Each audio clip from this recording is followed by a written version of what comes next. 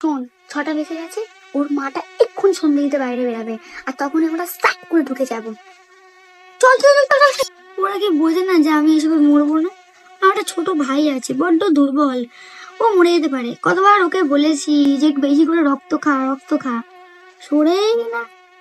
এখন তো চোখে দেখতেও পাবি না, আর শীতের মধ্যে তুই আর উঠে লাইট জ্বালাবি না আমাকে মারার জন্য। তোকে এখন একটু গান শোনাই, হ্যাঁ চ।